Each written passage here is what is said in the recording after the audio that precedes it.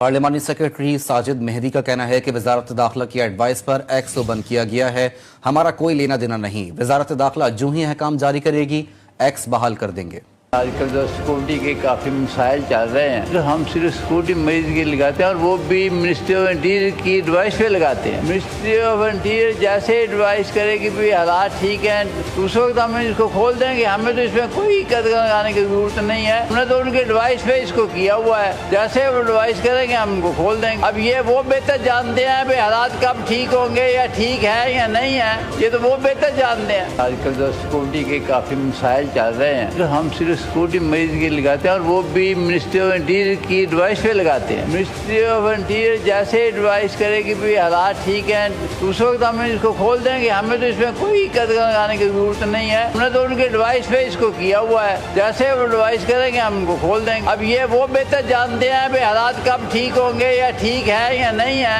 ये तो वो बेहतर जानते हैं।